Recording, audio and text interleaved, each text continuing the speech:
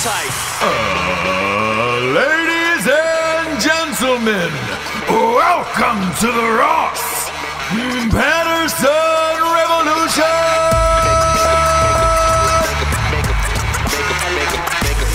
Brought to you by BlackRifleCoffee.com.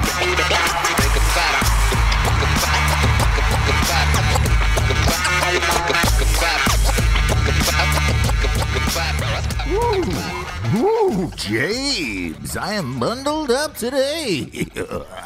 That's not that cold yet. And thankfully, just check the weather forecast for KC, Kansas City.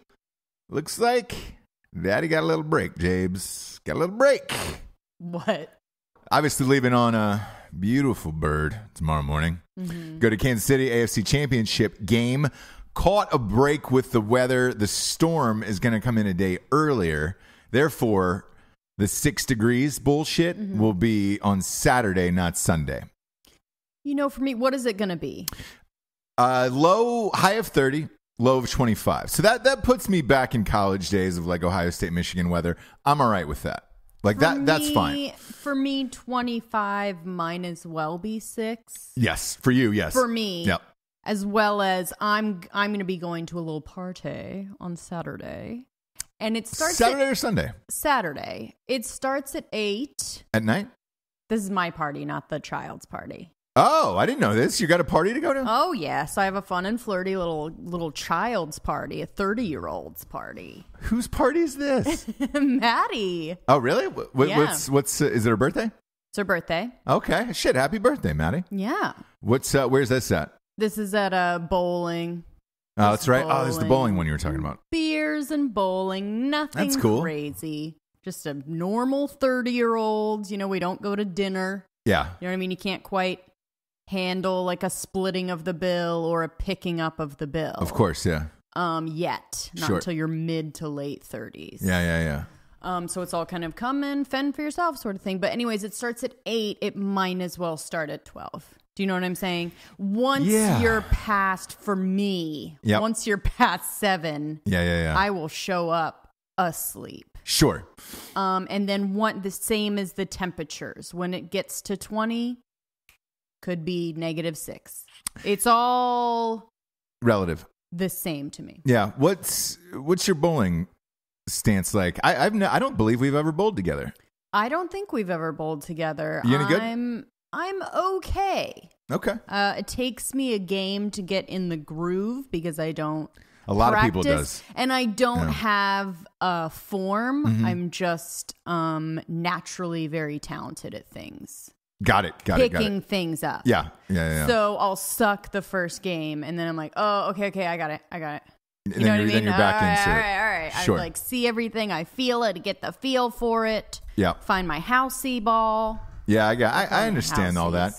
I walk in, pick up the heaviest ball in the place and immediately just start firing strikes, intimidate the whole place. Sure. Obviously, when the ball hits the pins, louder than thunder. Yeah.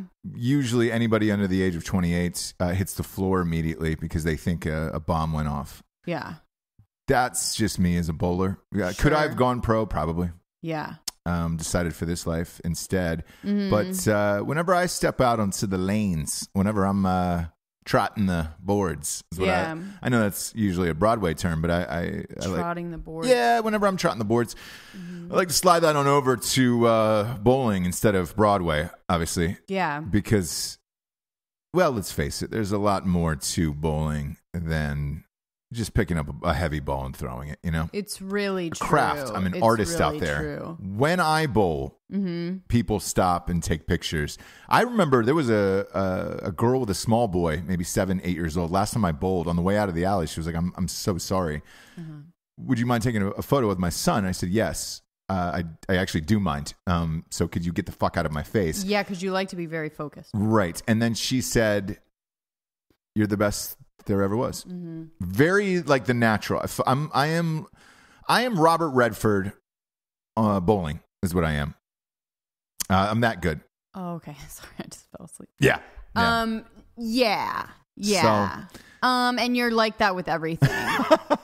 You know what's funny? So good at it. Do you remember the time bowling where it turned after Big Lebowski? Yes. So there's going to be a lot of Big Lebowski quotes every time somebody goes up to. Do you know what I mean? Still. Oh yeah. Well, I did a bowling movie, and the reason why I did it was when we moved to LA. Like our very first, there used to be this lane, this shitty little lane on where they shot part of Big Lebowski there. Mm-hmm. There was 2 of them actually over there. There was one on Vermont, and there was one. God, I want to say Santa Monica. It was past like Western, right? Did it have karaoke in the front? No, but it was serving all night. So like you would go to the bars, and then you'd always see famous people there late. Mm-hmm. So I remember seeing Vince Vaughn and Cole Hauser and those guys like. It was in that era. Got it. Hollywood Lanes was what it was called. Okay, I know which one you're talking about. Yeah, and it was fucking money. I mean, just amazing, right? Right.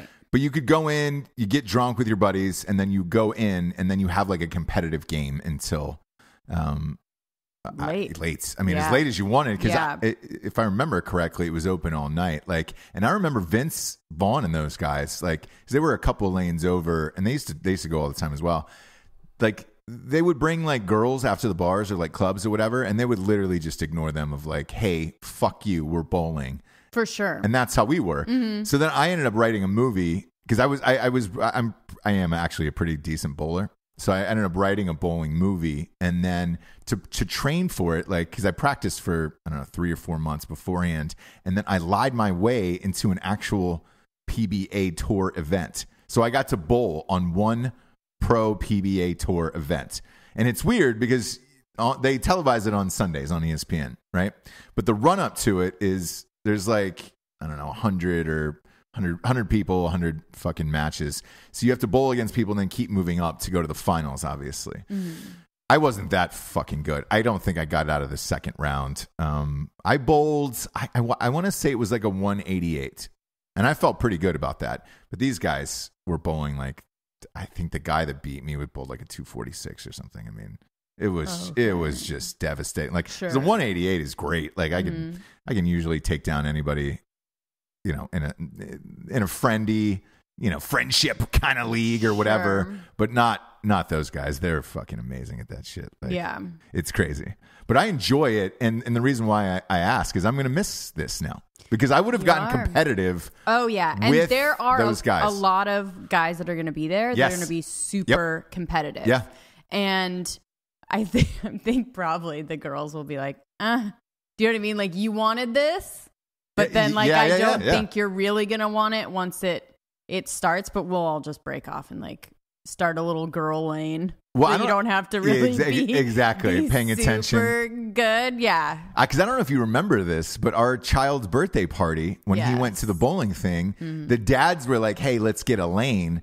Oh, yeah. And they were like, we did not get any adult lanes. Like, this is not. And you're like, we're getting one. We'll buy it. Yeah. We said we'll buy it. And it turned, no lie, from like the first 2 or 3 frames, then it turned serious and there was screaming. And this was your first meeting and they're the neighbors in this. So I'm like very much want us to like be, you know, everyone's good. We're all getting along. Then we're fine. We can fit in.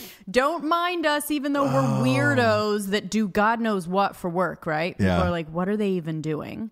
So I'm like, let's fit in, and you just we start playing in your face, and I'm just like, calm down. Can we calm down? Can we all have fun? It was funny because Josh, you know, who's obviously one of our best friends, because it was getting close. One of the first games was getting really close towards the end, and he choked.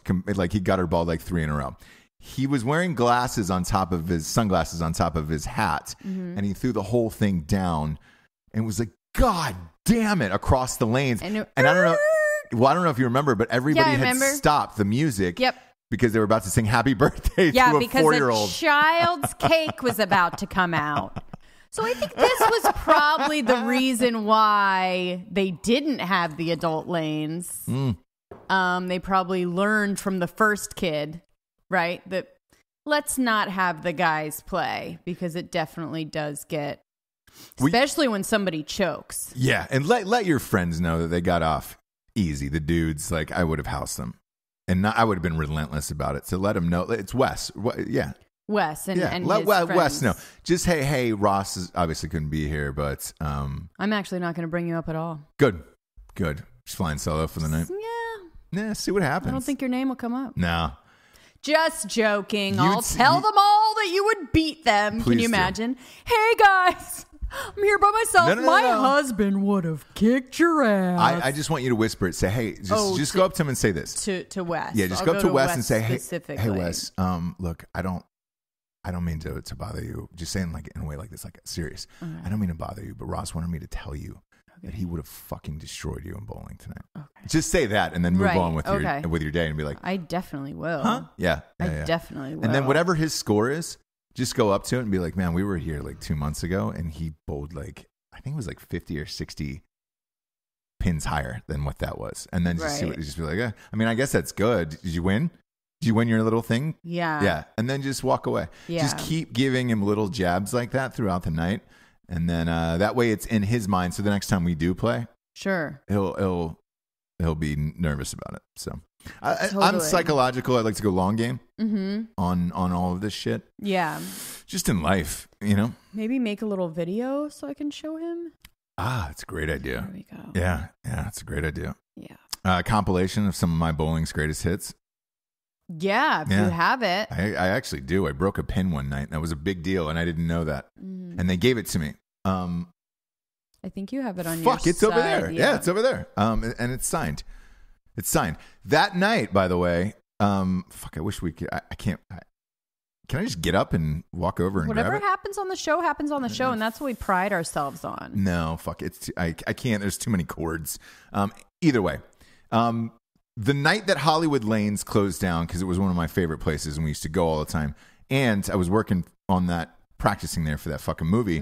It was one of those things where, and I'm sure everybody experiences this across the nation, where one of your favorite places just shuts down like a week later, and you're like, what the fuck? Well, there was a restaurant that happened to us a couple months ago that we were just like... To me, yeah, Vagabond. Oh, yes. In Ventura. That's not even like college or where you used to go with your friends or go with your family in your life. Like that was the first restaurant that I ever went to in my life as a baby. And we used to go all the time and we continued to every time you went, right? Yes. That was the place. I have so many memories there. It's I told when we were moving from LA to North Carolina, I told your dad and your grandfather at a breakfast there that I was going to marry you, and I just said, hey, by the way, I'm just not taking your daughter across country just to do it. Like, I'm going to marry your daughter at that restaurant. Did you ask or did you tell? No, I asked. Okay. Do you remember that? And then your grandfather was like, I really appreciate you being a man and doing this. And I was like, there? Yeah, you were sitting right next to me. You can't do it while I'm there. Come on. Must have been in the bathroom or something because you told me about it later. Maybe you were. Yeah, because you can't be sitting right there because I'm not supposed to know that you are. Do you know what I mean? When you're asking for the hand. I don't remember you might have been. Maybe not, though. I don't know. Either way, that was where we did it. And memories like that. We almost thought about flying back to go to it. And for the audience at home, if you don't know what this is, it's a fucking diner. I mean, it's a diner. You're lucky to have a $11 tab for for one person. The same waitresses from when I was a baby, like that kind of shit. Right. Just classic. Nothing changed. Nothing got hipster. Nothing got remodeled. Right. Ever. The cups are still the same. You know those like diner cups. The specials are always the same. Mm-hmm. It was the first place because I believe that you get your love or your ability to go to restaurants and be, to love it as a kid. Yeah. So if your parents take you, make you behave, make you enjoy it, make you order for yourself and like have be that social experience. Yeah. Be social when you're eating. Mine was a little bit too much because that's all I want to do. Is go out, right? Yeah. And like eat and graze and like drink and hang out because that's like for me some of the best memories with my family at this place specifically because the kids can go there, You know what I mean? So we were like family there. So we would go there all the time. And so I think I'm like working something out in my brain right now. But I think that's why I always want to like go out with family and like eat and hang out. Because that's like some of the best like times that I had. And now it's gone. Right. Now that place is gone. And really, like, what the fuck else is there's going to be some new-ish diner. Right. It's going to be like nicer and not feel comfortable. Right. And you know how nostalgic I am. I know you are. Oh, boy. I was nostalgic over the Hollywood Lanes. When that shut down, it was the same thing. I found out like a week in advance and I was like, what the fuck? Yeah. And they were like, hey, man, so we're going to play all night, one last night. And then at the end of it, we're just, take whatever you want. Balls, pins, all that stuff. And they were signing them. So like the owner was. It was this old man. Yeah. So we had him sign a bunch of shit. And that pin over there is that. So when we left that night, he signed a pin and it was just like, to me, it reminds me of the Vagabond thing where it was just like, I think it was an older couple who owned it. Mm-hmm. And then, once it's gone, it's gone. And you kind of realize, because I read that article in the Vagabond. Yeah. That was their life. And it's sad, man, where you're just like, shit, what do you do after having something open that many years in a row? Where it really does feel like family. I mean, every time you go in there, you knew the waitresses at Vagabond. Like, I knew all the fucking staff. And the owner is sitting at the bar every time. And it was a man and wife. He died before. And she kind of held on longer than I thought she would. But I think that kind of helped her. Mm-hmm. Where she would go in and like sit at the bar and talk to everyone. It kind of keeps you alive. Sure. So she's not doing well. I'm sure that's what the issue is. And I don't think they had kids to take it over. So really things that die with you, like that die with a couple, that old couple that owned Hollywood Lanes. Yeah. Unless someone swoops in and wants that, usually the people that have the nostalgia enough don't really have the money to. Yeah. Yeah. So it's like, how do you convince someone to come in and just keep it the exact same and buy it? I know. You almost need a family member or somebody who's as passionate about it as you. I'm doing research for the third book right now in this series. The third guy from When Darkness Falls doesn't catch it. And there's a bar that St. James Street James writes all of these books from called McSorley's in New York City. Been there. So it's starting to get into the period of McSorley's, and he's in New York City. So I was kind of reading up on the history of that place. It just keeps staying in the family, which is why it's been open for 150 years or whatever. I think 1854 is what it's been open since. So, almost 160 at this point. Well, that's such a cash cow and institution. I don't think as a family member, you would need to do much. Do you know what I'm saying? Hire a manager, you're good. Things like the Vagabond and Hollywood Lanes, it's like, they would have to be more hands-on because it's not like a well-oiled machine, maybe? But I also think it's the real estate. So... Right. So if someone comes in, even if you do have swoops kids, in, there's nothing you can do. Or if you're leasing it, because a lot of restaurants are leased. Yeah. Where, you have a lease on a building, and let's face it, in somewhere like LA, which is the two places we're talking about, after 10 years, imagine what that skyrocketed to. God. And then, you're looking at... must have owned it. Yeah, cost, because, to bowl, the reason why we loved it is because we were all on the come up. We didn't have any fucking money. You could buy pitchers for $8 and you could bowl for like $5. Yeah. $5 a game. So it was cheap as fuck. But that probably did not support whatever that rent was or lease was. No. I don't know if the Vagabond was on a lease or not, but again, when you're charging for food, that's it's a $11. Whole hotel as well. Yeah. So maybe somebody else, whole hotel and restaurant. Maybe somebody else owns that. Because I read that they're going to reopen it, but it's going to be something else. Oh, and like they're not tearing it down? No, they'll do something else. But yeah, I don't know how we got off on this tangent today. But let's get to the sponsors, shall we? Let's just go off on a bunch of weird shit today. Okay, I'm feeling it today. I'm in it today. I feel real good because this H Factor water has been look. It's on Jessie's desk. This is one of our new sponsors. Because I drink it so much, you had to be like, I called him. Can you not drink it? Drink it all. So I called him, a good friend of ours, Alexander Pappas. Mm-hmm. He owns this company, H Factor Water. It's got hydrogen in it. It's one of those things where we were like, the fuck is this, man? Now everybody gets pitched. We all get pitched these products all the time. Sure. You're just like, all right, cool. Like for me personally, it was CBD oil. Like I've been getting hit up by like 90 CBD companies. And with the water, it's one of those things where it's like, all right, we have energy drinks, we have stuff like that. With the water, I was just like, what have we done to water? You're not reinventing the wheel at this point. He's like, no, man, this has got like hydrogen infusion in it. Like you will feel amazing like for an hour afterwards, after just pounding, but you have to drink the entire thing. And I was like, fuck off, dude. We were hungover somewhere. Where was it? Sundance or somewhere else, maybe.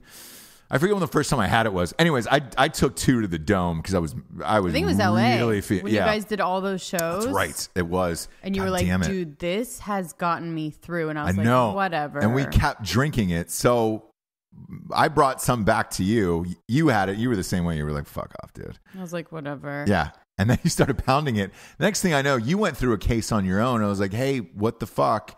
So I called him and I was just like, hey, we drink this so much. Like, you want to be a sponsor on the show? Do you want to be a sponsor on the show? So yes, But I think it's one of the first sponsors that we actually asked to be a sponsor. Like we asked them. Do you know what I mean? Yeah. Well, you have your favorite companies where it's just like, shit, I would love for Land Rover to be a sponsor, by the way. Sure. You have Stuff your favorites like that you have throughout the day where you're just like, all right, cool. Then you have others that you're lucky to have where like Black Rifle Coffee, right? We drink this shit every day. We have been. And before this show started, we were already subscribers to the club. So when they came on, it was just like, oh, all right, great. It's perfect. It's great. It's perfect. Yeah. I use this stuff for recovery. So like. Same. That's my biggest. If I'm fucking hungover. No, recovery like from working out. Oh, so you do? One day. Both actually. Remember when we went to the Ohio State game? Yes. Indianapolis, yes. right? Oh, the Big Ten Championship. Yes. Was it there? And I was like out drinking for the first time.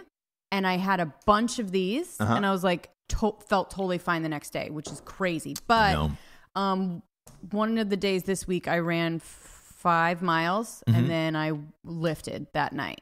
And so it was like, you're going to be insanely sore, right? Sure. So I drank 2 of these and I was like, felt so good. All right. So it really, like, I use it to get on top of being sore, which I've never used anything for. Like everyone's like, oh, recovery. And I'm like, if it's water, I'll do it. Yeah. I feel better about that. Yeah. So like chemicals. Either way, this is the first time we actually called somebody and we were like, hey man, we're gigantic fans. You want to do this? And he was like, yeah, of course. And I was like, fuck. And all the athletes that are using it. I know. And like, it's crazy. If you go to their social media, I think it's just at H Factor, I believe, on like Instagram. Like, yeah, they do have H Factor. They're all the players are like Odell Beckham Jr. and all those guys are always drinking this shit. Because it works. I know, but it's so weird to say because it's fucking water. You know what I'm saying? Like, I know, but it's different. Whatever. I don't know. Either way, we're grateful. They're a new sponsor. So if you're watching the video show, they'll be on the desk for the rest of the year, and we're super amped about it. The only thing, I just count the number of bags on Jesse's desk because they'll be gone. You were pissed off at me last night because I was like, don't drink them all. Yeah, well, you like had to like have a sit down. We're like, hey, listen, there's going to be a new sponsor and I need you to not drink it. Like, what? I like how I sound like Lorne Michaels. You drink it too. You know what I mean? You drink it too. I do. So I was like, why are you telling me? I'm good with leaving things on the set. Like there's a couple bags of coffee from Black Rifle that are missing from this set right now. They're not here. Because you drank all the K-Cups and I had to open up a bag. Oh, that's not true. It's not true, James. I would have gone out and gotten some more. But either way, Black Rifle Coffee. We've chatted about them enough. Revolution, 20% off. You know it. You love it. Yeah. If you don't, get with it. 20% off Revolution at blackriflecoffee.com. Next up, we get ghostbed.com/drinking bros. This was one where we didn't know how lucky we were until after they signed on, where it was just like, holy shit. Like, cool, bad company. Because I had worked with Casper before. Yeah. Casper had done the show for a while, and not this one, the Drinking Bros for a while. And I actually get to try both mattresses, because they send you one. Yeah. And then we ended up buying a bunch later. But Casper, I was just like, I don't understand what the fucking hype is. I think they were just like one of the first in the game. Yeah. I wasn't blown away. I wasn't either. So we have it on one bed in one of our houses. Yeah. We'll put it that way. That's it. Yeah. Yeah. That sounds super, super rich and white privilege right there, Jessie. But we are. In one of our houses. No, we're not. We're not rich. We're all of those things. Like we're super, super rich. No, I wish we were. I would tell everybody all goddamn white. Day long. Yeah. Everyone knows we're white, right? We are. But we pushed, we put that we stashed that away in a guest bedroom at the other place. Yeah. And that's it. That Casper bed. And then when Ghost Bed rolled along, it was just like, all right, this is a fucking mattress. Like, we've got them in every room of the house now, where it's just like, all right, cool. Yeah. That's one where you get on and you're like, okay. Yeah. The hype is real on this one. And so the fucking pillows there. This one, I just became a gigantic fan, and like, I'll never go back at this point. Until they go out of fucking business. If they do, I don't think they ever will, but ghostbed.com/Drinking Bros. They could, though, offering these fucking deals. It's still 36 months, pay as you go, no interest. I don't understand that. Even Netflix fucking raised their prices this week, for Christ's sakes. So, strange. But look, get on it before it's gone. $7.99 for a bundle package, and you get the adjustable base at ghostbed.com/Drinking Bros. Next up, we got StrikeForceEnergy.com. Strikeforce, 4 amazing flavors: Orange, grape, lemon. Make America orange again. Let's just make it orange for Trump, Oh, okay. Nah, let's just do it. Just do it. Look, nothing. You want to talk about fucking having some water and then some Strike Force. Boom, you're ready to go on about your day. So Daddy's going to go work out after this, getting ready for that KC game. Got to loosen up my limbs. Right. Got to keep limber in that cold. I'm going to have some of that. I'm going to pound one of those H factors and get the fuck on about my day. Go to StrikeForceEnergy.com. Type in the promo code REVOLUTION for 20% off. They ship everywhere around the entire world, by the way. I got the analytics back from the show. We have a bunch of listeners in like Australia and the Middle East, obviously. Yeah. So we got our men and women are stationed over there. Mm-hmm. They ship everywhere. So fucking do it. Get on it. Get on the Strike Force train. Last but not least, we got StraightRazors.com. Ooh, that's a clean cut. Smooth. Oh, you like it? Oh, boy. I feel it. I felt that one. If you're watching the video show on YouTube or iTunes, you can really hear Jessie now with her headphones on. That Asian voice bouncing off your cans is what we call them in the biz. Yeah, it's rough, isn't it? Yeah. So is your face. Shave it. Go to StraightRazors.com and shave your face. Use the promo code REVOLUTION for 20% off. They got beard oils, mustache waxes, some of the finest razors in the biz. They got everything you need for like a real man in this life. And, if you're pissed off as everybody else about the Gillette ads, go to StraightRazors.com. Yeah, fuck them. They're not a sponsor. StraightRazors.com is. They're not going to fucking lecture you. They want you to be a man. Yeah, they want you to be a fucking dude. If your kids are fighting at a barbecue, break it up and move on with your life. If you're barbecuing, congratulations, you're a real man. StraightRazors.com will help you be that man. Promo code REVOLUTION, 20% off. We were talking about white privilege a second ago, and I want to get into the Beto O'Rourke thing. Oh. This was a story yesterday.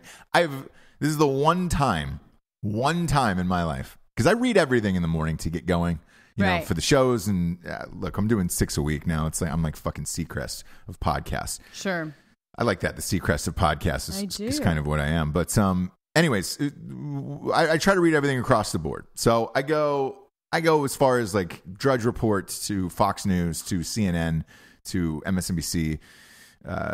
New York Times, Washington Post, Wall Street Journal, and then I'll usually go Washington Times, which is barely bordering on a fucking newspaper at this point. I run the gamut. Okay. And Beto O'Rourke has been doing this thing where obviously he's going to run in 2020 or wants to. They're really testing it out. Well, he did not win against Ted Cruz for senator of Texas. So he's been making these videos where it's just him and his phone just like this, right? Just going around, hey, I'm at the border. Here's what's really going on. Looking in the camera. Okay. I'm doing this. I'm doing this. I'm doing this. I think that strategy is in today's era with kids and younger voters and all that shit. I think that's important. Look, Trump was one of the first to utilize live speeches on YouTube, and Facebook, and all of that shit.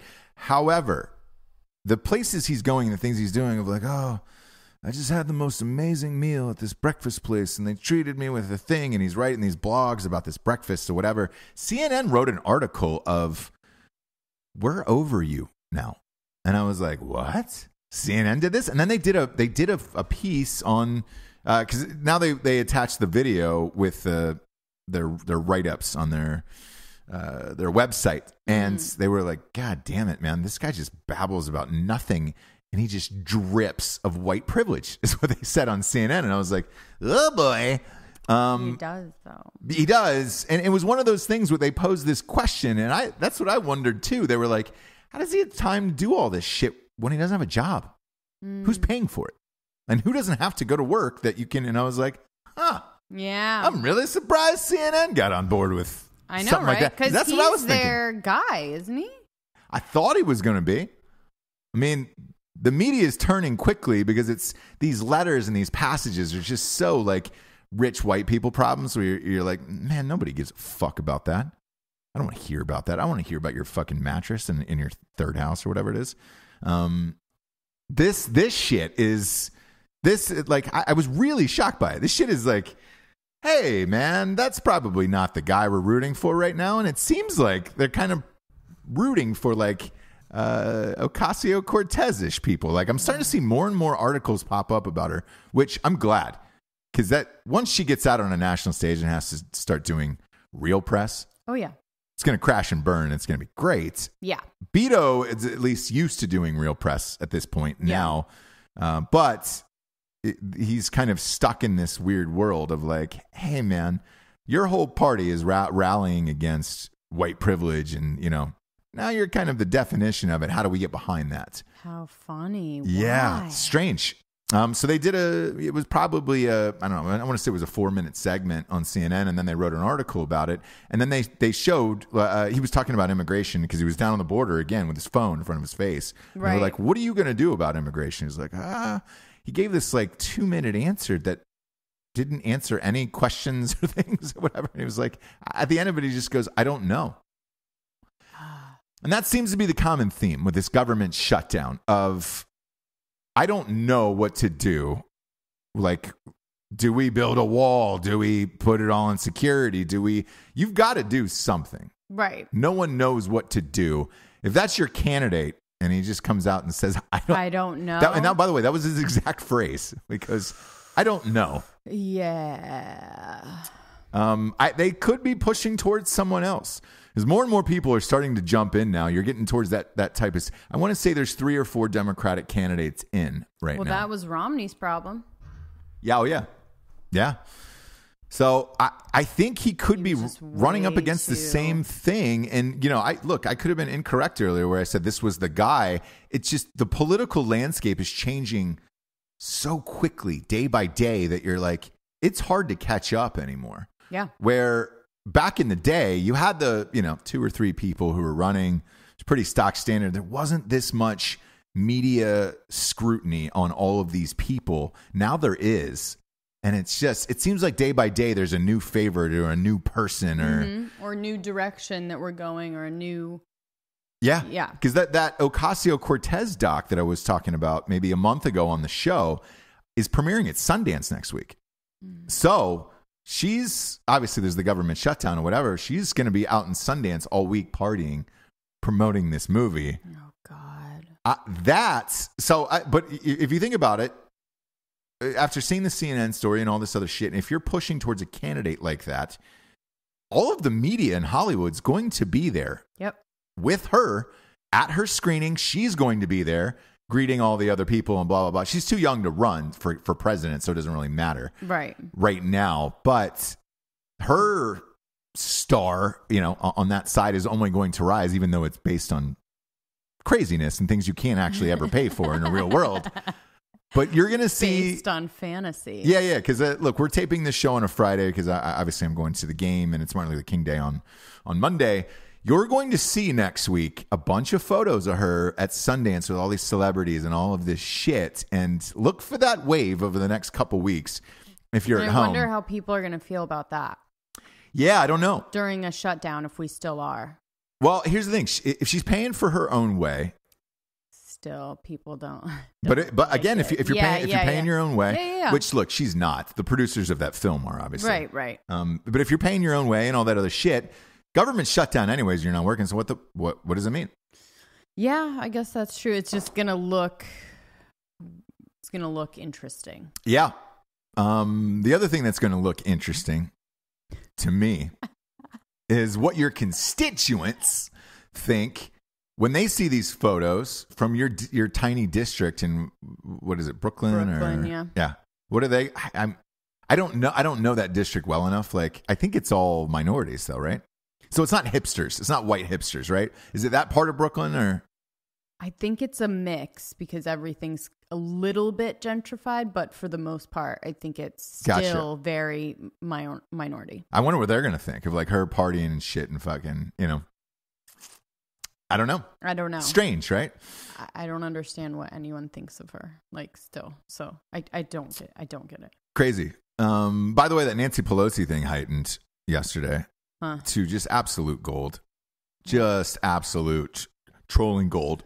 So Nancy Pelosi wrote a letter to Trump saying you should postpone your State of the Union address, or what you can do is just write the speech down and then we'll, send it to us and we'll release it to the press. We won't do any TV coverage of it. Mm-hmm. Trump didn't respond for a week, which is unusual. And we were like, oh, that's weird. Okay. Wonder why. Like, usually he would have been on Twitter saying, go fuck yourself. Yeah. And I was like, man, that's strange. I wonder why. Nancy Pelosi was scheduled to go overseas on all of these trips to like 7 different countries, on the private government plane. An hour before she's supposed to take off, Trump writes a letter and puts it out and just says, hey, Nancy, so obviously with the government shutdown, we don't think it's appropriate that you take this government plane anymore. So we're going to go ahead and postpone your trip. But if you would like to fly commercial, obviously that's your prerogative and you are more than welcome to. Oh, I love it. Gold. Absolute gold across the board. Nothing makes me happier than thinking of the perspective, like the prospect of Nancy Pelosi riding commercial. Could you imagine if you saw her on your flight? Oh, God. I wonder what would happen. Probably not the same thing. Remember when Ivanka Trump had to, when Ivanka had to ride, what was it, JetBlue? At one time, and then those people were heckling her, and she had to get off the plane with her family. Right. God. Yeah. Do you think the same thing would happen? I wonder. Probably not. Probably not. Because people don't give a shit. Like Republicans don't give a shit. No, they're not. But it would be great. Kick somebody off a plane. I don't think she would ever fly commercial. I really don't. No. Did you see her standing in line at Hartsfield while that guy strums his guitar and you're in security for an hour and a half? Even first class would not be good enough for her. No. She'd be like any classic lady that age that looks like that in first class. Yeah. It's still not good enough for you. No, still it's not quite good enough. It's not. Used to be better. You remember when flying used to be the whole plane used to be first class. Because she's been in Senate or the House or whatever, for 30. It feels like 150 years. Yeah. Mm-hmm. I think Benjamin Franklin was. They dated. Yeah, I believe they were together for a while. Thing. Yeah. I don't know if it ever was public. No, don't know. By the way, glad that Friends with Kids is back on Netflix. Friends from College. College is so good. Friends with Kids is another. What's one of my Friends movies actually? Oh, I can't remember if the listeners liked that or didn't. It's a definite. It's very specific. I don't think the listeners were like, yeah. I think a couple people were like, yeah, it's good. But for the most part, they were like, meh. Thanks a lot for the recommendation. Yeah, exactly. I don't know how well it does, but I just love it so much. It's fucking hysterical to me. It's like I said, it's very specific, right? Because it's for our age group. Yes. Who grew up then. The songs are there, the whole shit. Yes. And you're like, all right, cool. I think they are like our exact age, right? Yeah. And I met him at the game. Keegan. You did? Michael Key. I met him at the New Orleans Saints game. Him and his wife, who were like the nicest people on the planet. Yeah. And I got to chat with him for like 5 minutes. It was like, hey man, you got to come on Drinking Bros. It's awesome. That would be amazing. You know, it was crazy, but like, look, Drinking Bros, I think is like 14 in the world. And his wife was like, yeah, just call. Have them call and let them know that it's my wife. She's like a huge writer, by the way. Okay. So they're both extremely fucking talented. And, right. But they're just the greatest people ever. Whenever I see a show like that I love, and then you actually know you got to meet the people and they're fucking great, you root for it. I hope it keeps going. I don't know if everybody's too famous, though. That's one of those things, too, where like Fred Savage is in it, who we love, but he's one of the biggest television directors in Hollywood. But he still stayed at a pretty constant level where he never peaked to where he would not be. I think he can go out of his house. I think he can get coffee. I think he can go out with his family. Yes. I don't think he's at a level where his reality is altered. And I don't think any of them are, right? So they're just kind of famous enough, but they aren't at a level where they're out of touch with real life. I think they all have real friends. I think they have kids. I think they live in do you know what I mean? Yeah. And that shows. Yeah. And I think that's why I like it. With Keegan Michael Key, I fanned out, by the way.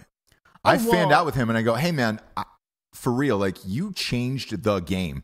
And I was like, to me, and this is what I told him, I was like, you guys completely destroyed SNL to the point of, as a comedian, on the come up, it was SNL or nothing at that point. That's what you thought in your mind. And I said, look, your show showed that it's different. You can do shit on your own. And, you know, it's possible for people to start a podcast or movies and all that other shit. And if he does end up coming on the show, it'll be nice to tell him how important I think that show was for a lot of people, where to me, because like that got Broad City in and a lot of shows after that. Yeah. Where, you know, you had Chappelle's show before and that went down in flames, and then boom, they come up and you're like, who the fuck are these guys? And then every episode was lights out from them. I mean, it wasn't a black or white thing. I think do you know what I mean? They made They made it very just relatable. They did across the board for every race. For every They made fun of every race, everything. Like, it was every great. person of like a certain age, which is kind of the friends from college, where it's little things that you pick up on or get that I love about him, that show, and the other. Yeah, and one of the other things is, like, with the two of them, I'm super stoked to see how successful they are after that show is over. Because, I mean, let's face it, the other one is just crushing it movie-wise. Oh, my God. Writing and directing. He's not even starring in that shit. No. Like, he's just writing and directing. That's how kind of dope-ass hits. And then the other one, I know, both of them, man, they're crazy talented. But when that show popped up on Netflix the other day, I was like, oh, man. But I think we're the only two people that like that. I think so. I think so, and it's so good. No. We can gas through like every episode. I can't wait for the Fire Fraud. Fraud. The Fire Festival. Oh, Fire Festival doc. Same here. Jesus Christ. I want to get the real inside scoop of that. The real deal. I think it's out today, right? I hope. I think so. I know Hulu tried to beat him to the punch with another one, and it was just like, eh. They did. I watched a little bit of it, but it was like, Yeah. When you know a Netflix one is coming out, you're kind of just like, I already know it's not as good as I'm watching it. So I'm just like, it was a petty move, by the way, too, which I love. Yeah. But by the way, for the audience at home, if you don't know what Fire Festival is or was trying to be, they tried to throw a Coachella essentially, but it was on, what was it? On an island in the Bahamas or the Jamaica or something. And they had nothing. They had tents set up on the beach, food in like plastic So what happened was it was 6 airline months. food, it looked like. They were trying to throw a Coachella, essentially, in 6 months. But the way that they were doing it, it was at the height of like social media being like Kendall Jenner and all these, like every picture had to be perfect. And anyone who's the influencer, it was like the height of influencer social media bullshit where people were their brand. Anyway, so they were selling these villas on the island for like starting at 20,000 to 50,000. So pretty much everyone that went to this island was a privileged white motherfucker. Because it was expensive. Cared. It was crazy expensive. Crazy expensive and crazy like aspirational. Like it didn't look real. They shot a commercial at a completely different island for it. Yeah. Before they even got anything set up. So everyone's buying the tickets off this commercial. That's just bullshit, right? It's like a Chainsmokers video.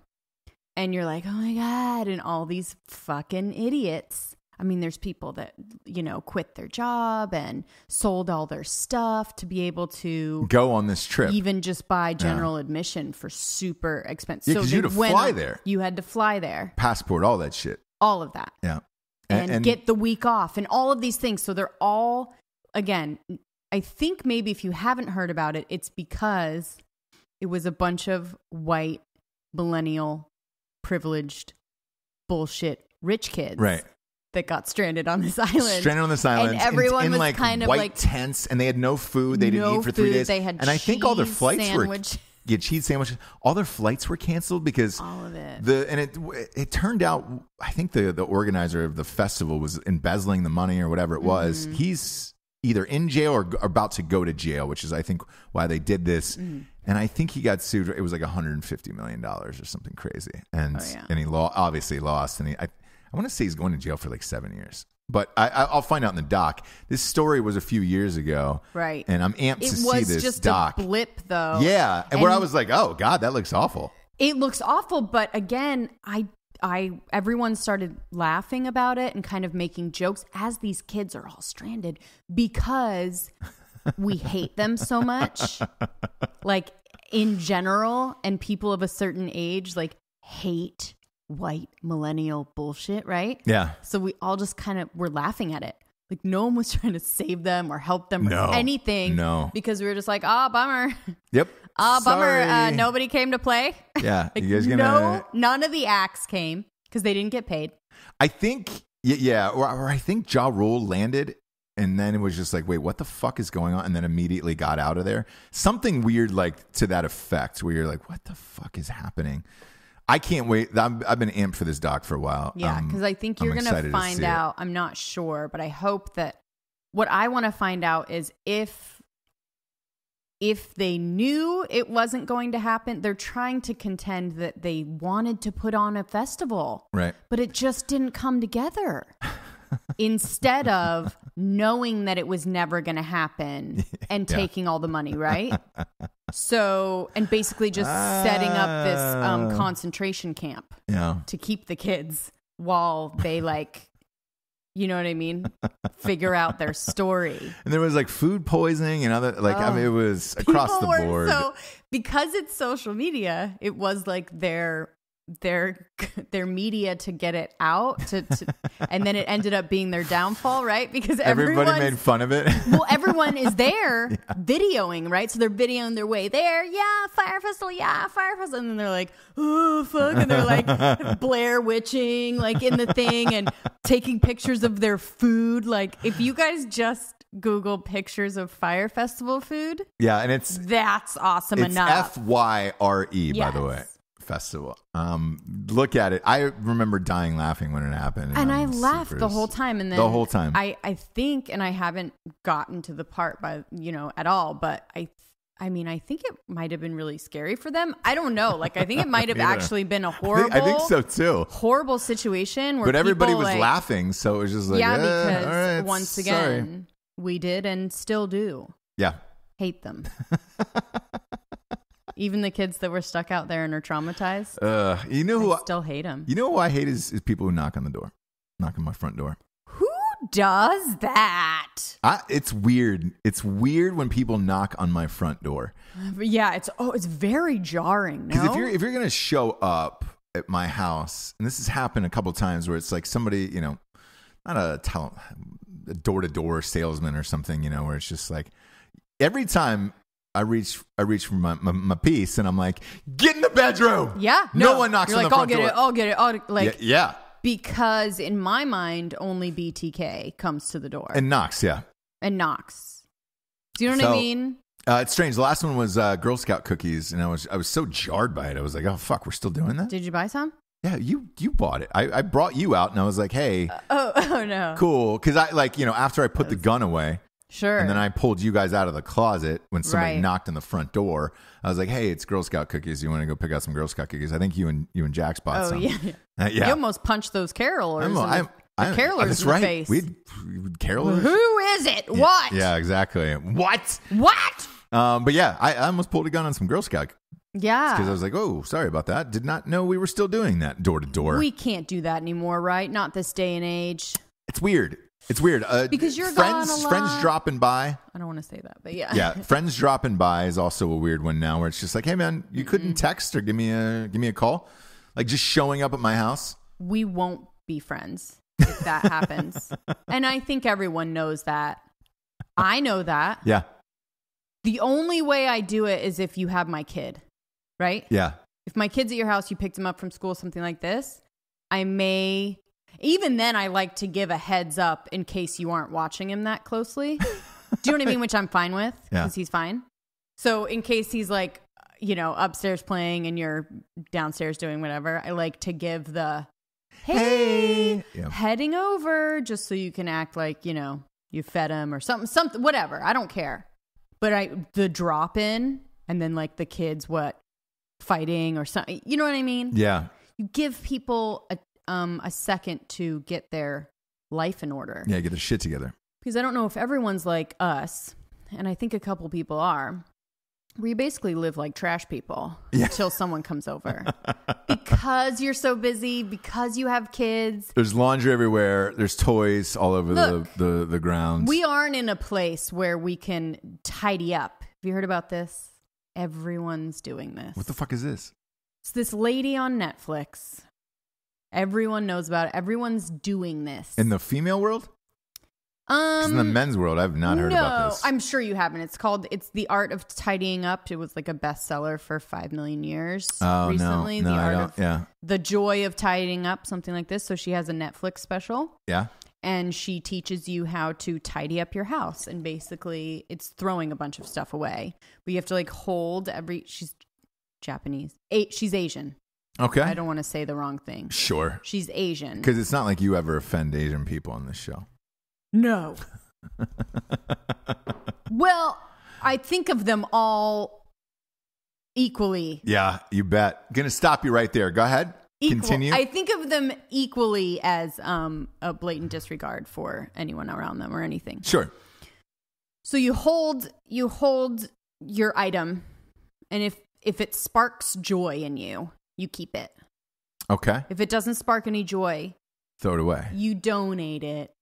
I would throw it into a pile of a fire pile. Yeah. Or in the garbage can or something. Garbage can.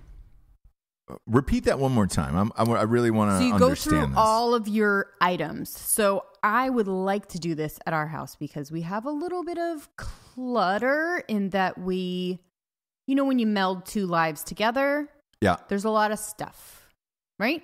Yeah. Just stuff. Yeah. You have two kids, you have da-da-da-da. So you take there's different categories, but it's like clothes, kitchen, miscellaneous, nostalgia, whatever. So take all of your clothes, every piece of clothing that you own, put it on the bed.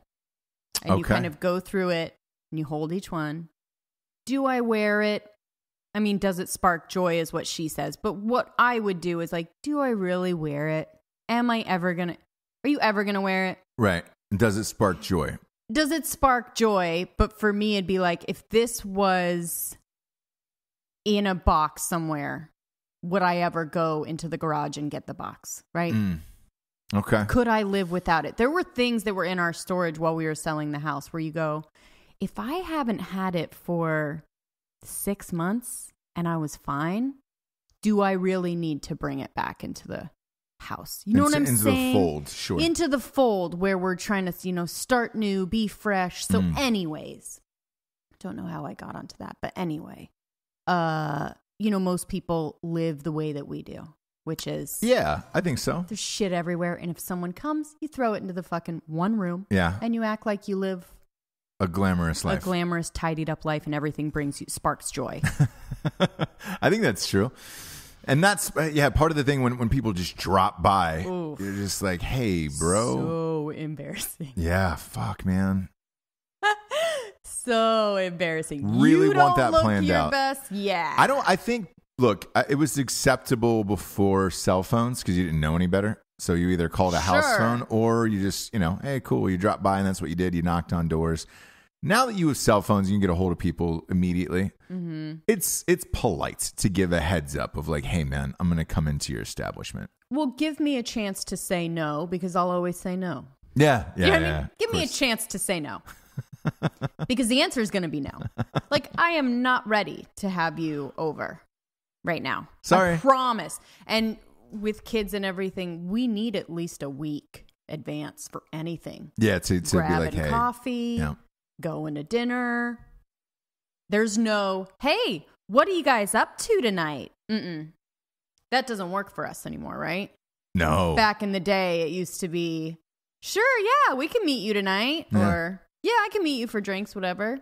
You can't do that. I get that text from certain people every once in a while, and I'm like, oh, no. I don't have that life anymore. You're going to have to give me 3 to 5 days. Business days. A friend of mine canceled on me a few weeks ago to go to something, and it was like set up for like 2 weeks in advance. And I was like, motherfucker, I rearranged everything. Do you know how busy I am? Right. She's off my list now. No, I'm just No. Wow. Don't make me build my day around you and all of this shit. I love when people cancel plans. Are you kidding? Not if you've made them. What, that happened? I have to build my day around whatever that thing is. And then I'm like, motherfucker, no. To me, then that's a free however long that you blocked out. They just gave you free time. Do you know what I'm saying? Is the gift that they gave to you. Right. Because you blocked it for them. They don't want to hang out. You don't have to deal with that. It was a Saturday. I would have rather have gone on with my day and just ease through it and relax, not racing around trying to get ready for something. And then, hey, you fucked me at the end. It's like, great. I didn't want to blow the rest of my day on this frivolous shit. Got it. Checked him off the list. Wow. Yeah. Yep. You're very good at cutting people out. Really good. Like it's really good. Dunzo. You have got a scissor in the pocket at all times. Clip. B. Yeah. I've got enough friends in this life. I'm not good at that. I've got enough friends in this life. Oh, sure. Oh, sure you do. Do you have any friends in the all-new Crime Corner you're doing today? Crime Corner. You told me before we got on. Do you really have a Crime Corner today?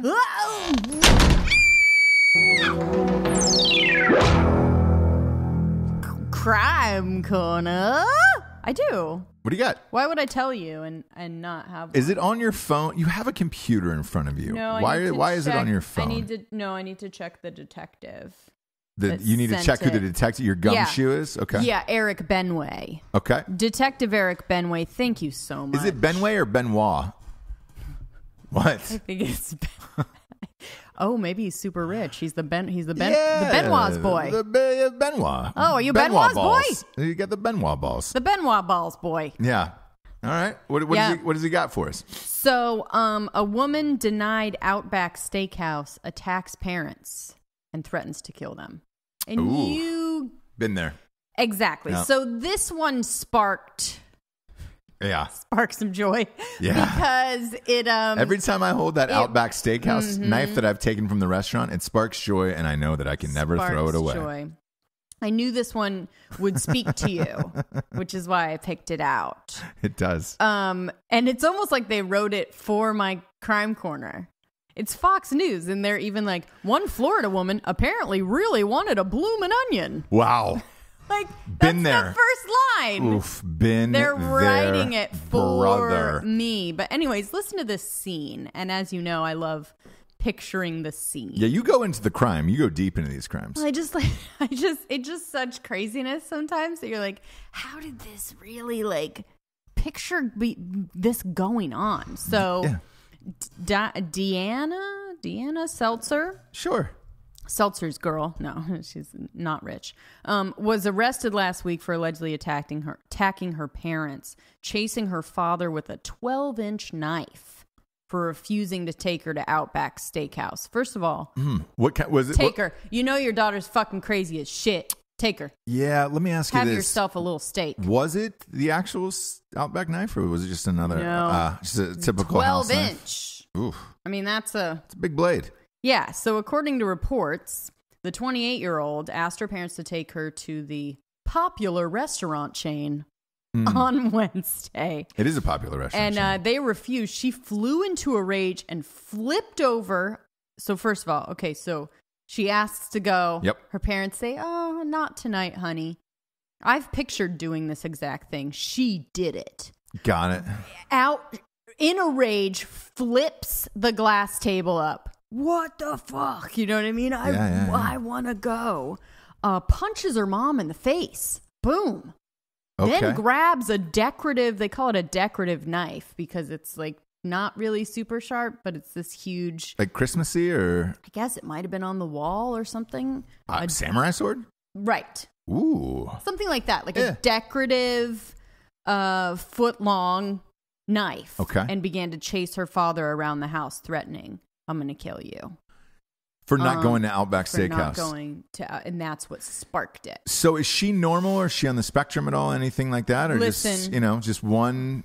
I guess that's up for you. Massive freak out for not going to Outback Steakhouse. I mean, I guess you can speculate what you want. I mean, again, have I wanted to do those things? Sure. Yeah. Not chase around with the knife, but I have wanted to, in a rage, flip a table my whole life. I think that's very funny. Yeah. I think it's very funny for just one, refusal. Like you say one normal thing to me. Like what I picture is them just sitting at the table and it's quite normal and like, "Hey, do you want to go to Outback?" And they say no. And she flies off the handle, which I love. Well, she actually grabbed a handle. She grabbed a handle. She flew off the handle and then she grabbed the handle. But anyway, she posted bail. And this was Florida, right? Yeah, obviously. I mean, look, I'm a big... It made me want to go to Outback. Same. Look, this story is only going to help sales. Basically. But, part of it I get, you know what I mean? Again, part of it I get. Part of it, is a little crazy. It's not the craziest thing I've ever heard. No, and look, we don't know... Does it say what time of day? Because maybe she was looking for some wallaby darns, during that happy hour special. Right.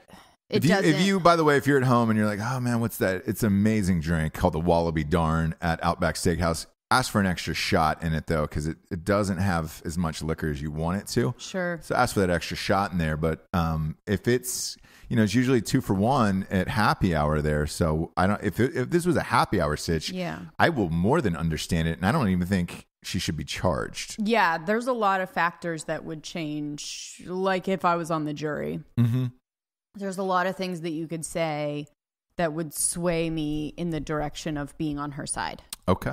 You know what I'm saying? Yeah. The Wallaby Darn, the Bloomin' Onion, first of all. Bloomin' Onion. I have gone to great lengths. I did not, before I knew it was 50,000 calories and shit, I remember wanting one so graphically. I was hungover flying somewhere in 20s, right? 20, 24, 25, somewhere in there, right? Right. That there was one in like a fucking airport. Yeah. It wasn't Outback though. It was what's the other one that serves at the Awesome Blossom? I think is it Chili's? Yeah, I believe so. That I was just like, man, I want this Bloomin' Onion, and they were like, there's not a fucking Outback in here, and I was like, yeah, but there's a Chili's. Like, I'm gonna get the fucking Awesome Blossom. You know that you're a disgusting human being when you're that hungover that you need to get either an Awesome Blossom or a Bloomin' Onion in an airport. Yep. dwarf one of those down. Mm-hmm. Not the freshest produce out there, but yeah. Don't care. But dwarf one of those down and then walk on a plane. Because let's face it, your mouth, finger, like that, a bloomin' onion lives on you after you have it. Like there's no going back until you take a shower. Sure. Brushing your teeth is not going to help. Mm-mm. That's a scent you're not going to get out of your mouth for about a day and a half. Right. But I'll tell you this, you'll never be happier eating another piece of food in your life. Right. For just utter joy of it.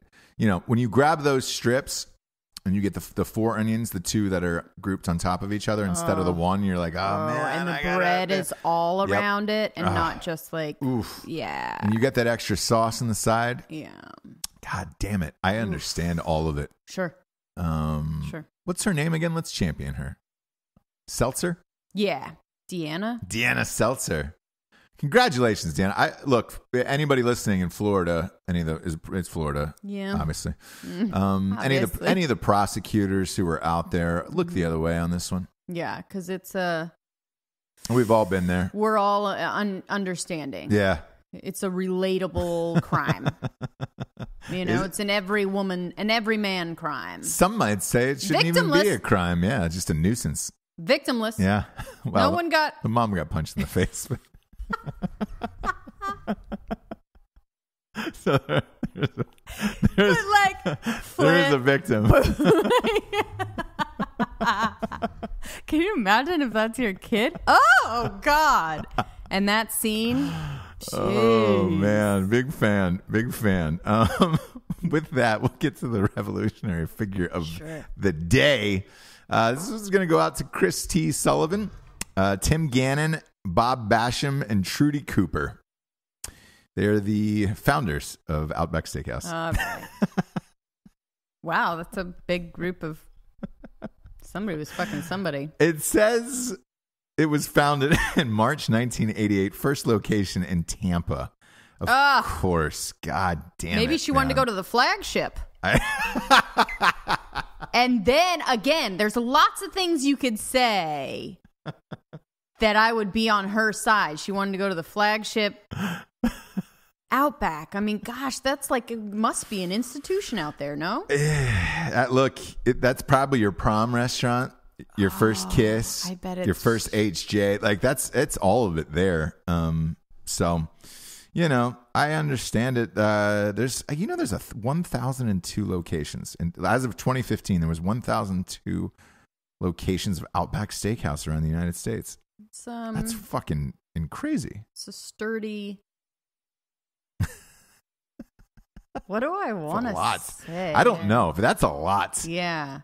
And it just says, like on Wikipedia here, it's Australian themed American cuisine. I don't even know what that means. I mean, nobody. Yes, knows. There's a kangaroo, and you're talking about the Outback and all that shit. I've been there. It's steaks and fucking shrimp, and that could be anywhere. You could be anywhere in the world and get that exact same meal. They just name things Australian names. Yeah, exactly. You know Wallaby, I mean? Like the Wallaby Darn. Yeah. But it's American Steakhouse. Yeah. Yeah. James, this was fun. Oi. The Outback. I'm going to have some Wallaby Darns this weekend in Kansas City. You going to Outback? No. Kansas City is known for their amazing steaks. Okay. Somebody said everybody's saying their barbecue too. We've gotten a bunch of suggestions for that. So we're meeting up. Actually, we're having dinner with the president of H Factor Water, and nice. I think we're going to either a really nice Kansas City steakhouse or like a barbecue, like the best barbecue place there is. There's one restaurant that keeps coming up. I forget the name of it. It's got Jack's in it, but so we're going to do something very KC on Saturday nights, and then obviously we're doing the live show from the game. If you live in Kansas City and you happen to stumble upon the AFC Championship, we'll be doing a live show from a tailgate. Just hit me up at Ross Patterson Revolution on Facebook, or follow our Instagram, and we'll get right back to you. And if you're not following the video show, subscribe on YouTube or iTunes. 2 separate feeds, and you can watch all this fucking chaos. For Jessie Wiseman, a.k.a. the Jables, I am Ross Patterson. This is The Revolution. Good night, everyone. Good night.